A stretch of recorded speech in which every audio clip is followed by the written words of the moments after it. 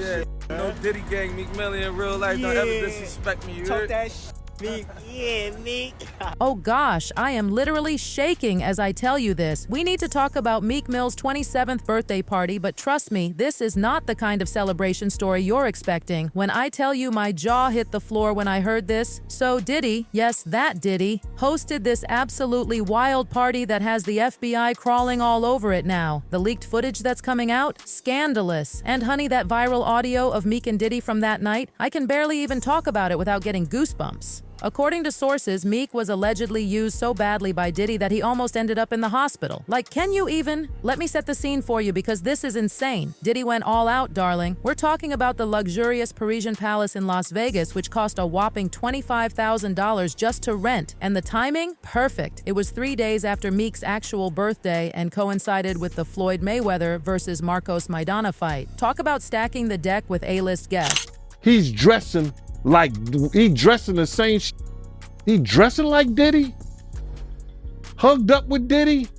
But wait, because this guest list? Honey, we're talking about all of Diddy's alleged boy toys. French Montana, Lil Durk, King Bach, and let's not forget the hired girls. The details of this party are making me clutch my pearls. Diddy made sure everything was over the top. I'm talking lingerie-clad dancers, and get this, a naked sushi platter. Yes, you heard that right. A woman covered only by clear vinyl serving sushi to party guests. I mean, who even thinks of these things? But what happened after the party at 3 a.m.? Absolutely horrifying. The property manager, Jason Haight, and trust me, his name became very appropriate, described the scene as something out of a horror movie. I'm talking blood-stained bedding. I literally gasped when I heard this. Used condoms everywhere, broken bottles, and, brace yourselves, half an ounce of nose candy scattered around the mansion. And it gets worse. They found panties, bras, and 2 iPhones just casually chilling in the bushes. The marble floors, covered in razor blades, lubricant, and powder. Haight said it looked like a movie set for a wild debauchery scene. And honestly, I believe him. But here's where things get super suspicious. Before the party even kicked off, Diddy made some really strange demands. He ordered new locks for every single bedroom, and, this is the kicker, he was the only one who got the keys. And those smoke detectors? His team brought their own, installed them, and then removed them after the party. Like, who does that?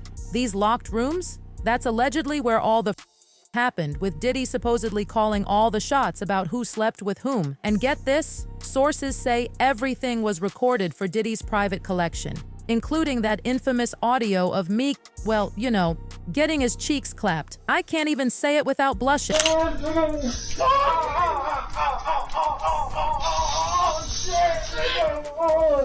Hold on to your wigs, because this next part is wild. The bodyguard who recorded and leaked the audio, he spilled all the tea. He claims Diddy intentionally spiked everyone's drinks at the party. Can you believe it? Allegedly, people were too high and drunk to even know what was happening. I'm literally getting chills just telling you this. Champagne was spiked, son.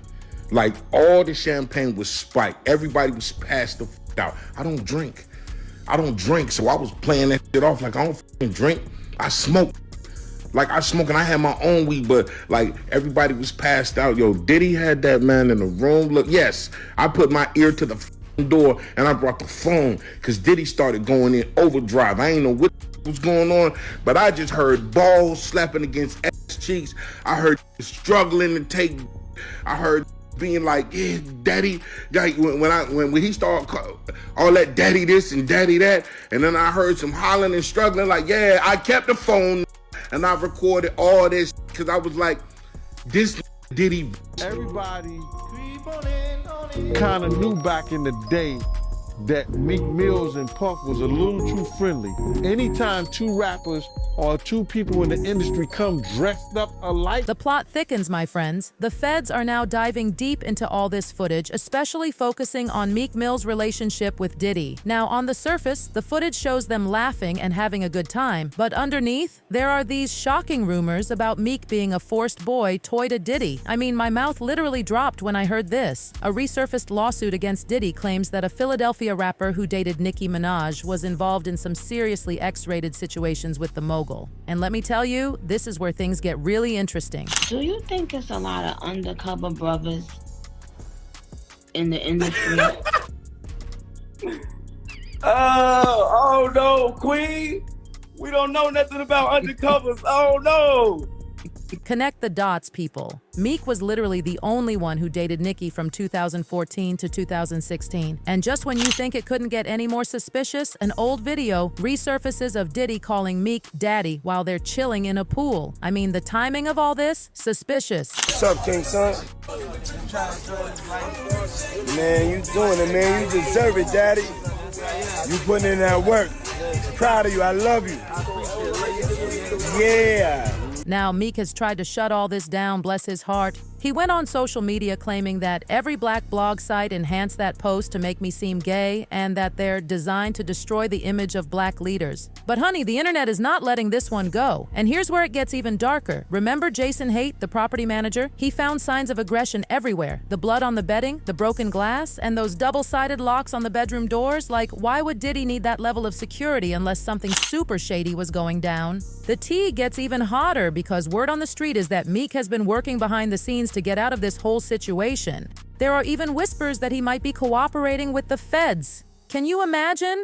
Producer Rodney Jones spilled some serious tea about Diddy's alleged pattern of throwing these over-the-top parties to control and manipulate people. With all these lawsuits claiming inappropriate relationships, people are starting to see these parties in a whole new light. The internet's reaction to all this? Explosive. One user wrote, "Meek was in the pool trying to cool down the inflammation. I literally spit out my drink reading that." Another said, "It's funny that the very ones that party with him are either really quiet or playing crazy when they know they were down too." But this comment took me out. We all already know Diddy got blackmail on everyone anyway, so it just proves that Diddy is who everyone says he is. With Diddy already in federal custody, I still can't believe it. This party footage could be the final nail in his coffin. For Meek Mill, this might just be a bump in the road, but for Diddy, this could be it. I am literally on the edge of my seat waiting to see what happens next. Was this just a party that got way out of hand? Or is there something way more sinister going on here? And Meek Mill, should he have run for the hills sooner? I'm dying to know what you guys think about all this. Drop your thoughts in the comments below, and don't forget to smash that like and subscribe button because trust me, this story is far from over. The tea is still brewing, and I'll be right here to serve it piping hot. Until next time, stay tuned because this saga, it's about to get even juicier.